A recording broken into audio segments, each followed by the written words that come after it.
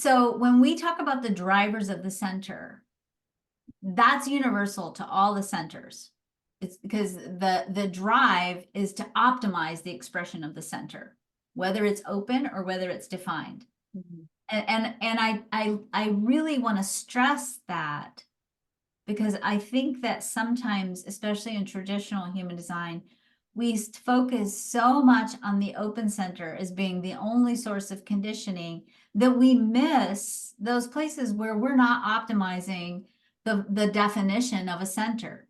So, for example, if you have a defined ajna, and that defined ajna is stuck in a mental tape loop. That happens sometimes, by the way, if you have a defined Yeah. ajna, right?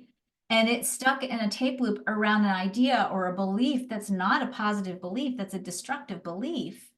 That's not optimizing the ajna. That's actually an unhealthy expression of a defined ajna. Or let's say you have a defined emotional solar plexus and you've lived in a family where people have criticized you and judged you for being emotional, for needing time, for being wishy-washy, right? That's a shadow of the the solar plexus, and not being supported. That's being conditioned against using that center optimally. The will center, when it's defined, if you've been trained, if you've been taught, and I hear this a lot with people with defined will center, if you grew up and people said, oh my God, all you do is think about yourself and talk about yourself, you just focus on yourself, right? If you have a defined will center, well, you are part of the resource that you're here to give the world. And if you've learned to be quiet, because people have said, oh, who are you to speak up? Who are you to talk about your own story, right? If you've internalized that message, then you're not using yourself as a resource to give the world. And you oftentimes will walk into a room. How many of you have a defined will center? Raise your hands. How many of you you've unlearned this, hopefully, but how many of you went through a cycle in your life where you walked into the room and you didn't feel like you deserved to be in that room?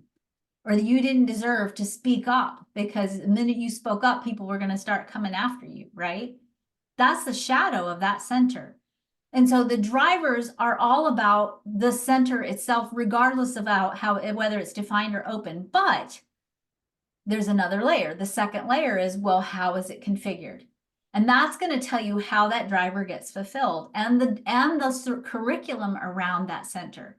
So if you have a center that has a driver and then you have it defined, then that definition means that you're going to be grappling with that driver from your own internal, experience of the consistency of that theme within yourself.